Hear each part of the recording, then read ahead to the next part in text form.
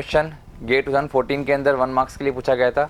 And capacitor काफ़ी important question होता है इलेक्ट्रिकल के पॉइंट ऑफ व्यू से। तो कैपेसिटर पे क्वेश्चंस हमेशा आप बहुत सीरियसली लेके उसके जितने भी कलर हो सकते हैं वो आपको आने चाहिए। जैसे कि यहाँ पर हम बात करें तो इस तरह का जो कैपेसिटर क्वेश्चन है तो बहुत रिपीट होते हैं, जहाँ हम पार्शियली फिल्ड कर देते हैं कैपेसिटर को।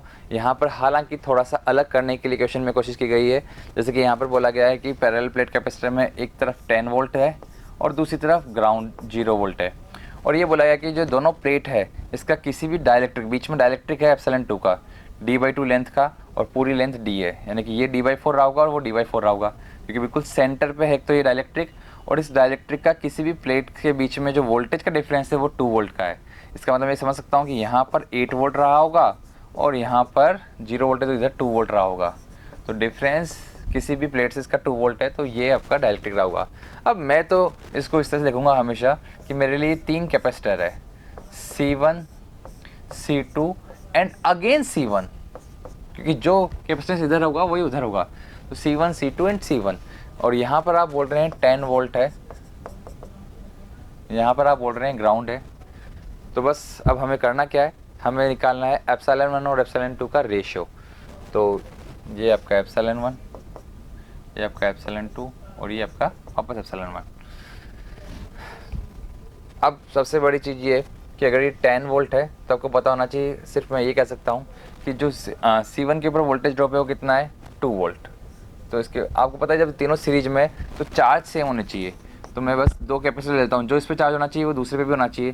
तो C1 × 2 वोल्ट इक्वल्स टू होना चाहिए C2 × इसकी स्प्लिट पे 8 वोल्ट है, उधर 2 वोल्ट है, तो डिफरेंस कितना है, वोल्टेज डिफरेंस 6 वोल्ट का। तो C2 × 6 वोल्ट मुझे बोल देना चाहिए। वही मैं बोल सकता हूँ वापस C1 × 2 के बराबर होना चाहिए। ये जो C3 है वो अपने आप में C1 ही, तो C1 × 2 वोल्ट होना चाहिए। तो वो तो मैं ले चुका हूँ, बस इस कंडीशन को यूज में लेंगे हम, और ε1/ε2 का रेशियो में मिल जाएगा। तो बस ε1 ε0 से कैंसिल आउट हो चुका है। एरिया जो इसका है वो दोनों का सेम है तो मुझे ज़रूरत ही नहीं है। अपॉन T1 डिस्टेंस यहाँ पर d/4 है × 2, और C2 के लिए ε2 × ε0 जो कि कैंसिल आउट हो चुका है। एरिया दोनों का सेम है तो कैंसिल आउट हो चुका है। अपॉन डिस्टेंस, तो इसकी डिस्टेंस है d/2 × 6। तो फाइनली हम ये बोल सकते हैं कि यहाँ से 8 × ε1 इक्वल्स टू होना चाहिए 12 × ε2, यानी कि ε1/ε2 होना चाहिए 12/8 which means 3/2। 3/2 is the right answer, C is the right answer. तो बड़े ध्यान से यूज में लेते हुए बस ये इन्फॉर्मेशन पता होनी चाहिए कि कैपेसिटर के अंदर अगर सीरीज में लगे हुए हैं तो चार्ज क्या होगा सब पर, सेम। कहीं कहीं मैं देखता हूँ कि बेसिक क्वेश्चन पूछता हूँ मैं बच्चों को कि 2 कैपेसिटर अगर सीरीज में बैटरी के साथ लगे हुए हैं, अगर बैटरी से कुछ चार्ज निकलता है, माना कि फर्स्ट कैपेसिटर पे जाता है 600 कूलम, तो सेकंड कैपेसिटर पे कितना जाएगा? सब कहते हैं कि सर 600 कूलम ही जाएगा। कुछ लोग थोड़ा सोचते हैं, लेकिन कुछ लोगों को लगता है कि हाँ करंट की तरह ही सीरीज में सेम जाना चाहिए। गुड, दोनों पे 600 कूलम जाएगा। नाउ बैटरी से कितना चार्ज निकलेगा? तो सब बोलते हैं कि सर 1200 कूलम निकलेगा। ऑब्वियसली यहाँ थोड़ा रुक के वो सोच के बोलते हैं कि 1200 कूलम निकलना चाहिए। रॉन्ग, बैटरी से भी 600 कूलम ही निकलेगा। उन प्लेट्स के ऊपर भी 600 कूलम जाएगा और बैटरी से भी 600 कूलम ही निकलेगा।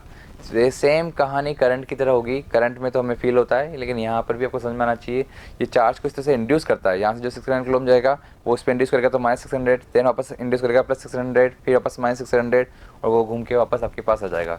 तो इस तरह से जितना चार्ज सीरीज के अंदर बैटरी से निकलेगा उतना ही चार्ज सबके ऊपर भी जा रहा होगा। यहाँ पर भी ये C1 पे भी उतना ही चार्ज होगा, C2 पे भी उतना होगा, वापस C1 पे भी उतना ही सेम चार्ज होगा। तो पहला जो इंपॉर्टेंट इसके अंदर फैक्टर है वो ये है। और सेकेंड इंपॉर्टेंट फैक्टर ये है कि यहाँ पर जो अगर आपके इस तरह से फिल करका हो तो ये सीरीज के अंदर होते हैं। ये आपको समझ में आना चाहिए कि अगर मैंने डायरेक्ट कैसे फिल करका है, वर्टिकली कुछ दूसरे मीडियम से फिल करका है, तो मैं इनको अलग अलग कैपेसिटर में ब्रेक कर सकता हूँ। तो ये सीरीज के अंदर होंगे। पहली चीज़ तो आपको ये समझ में आना चाहिए कि ये सीरीज में होंगे, और फिर सीरीज में अगर है तो चार्ज सेम रहता है। बाकी आपको पता है C1 V1 = C2 V2 आपके पास फॉर्मूला होता है हमेशा अगर चार्ज सेम है तो। बस वोल्टेज को बड़े ध्यान से समझिएगा। इसने क्या कहने की कोशिश की है, इसने कहा कि जो वोल्टेज है वो किसी भी प्लेट का उस डाइलेक्ट्रिक के साथ जो डिफरेंस है वो 2 वोल्ट है। तो इस तरह भी 2 वोल्ट डिफरेंस होगा, इधर भी 2 वोल्ट होगा।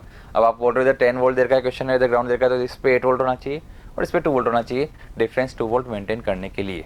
क्लियर? तो ये आपके सामने इस क्वेश्चन का आंसर आ गया। Thank you. If you really like the video, please hit the like button, share the video, subscribe to our YouTube channel and press the bell icon for the latest updates. Thank you.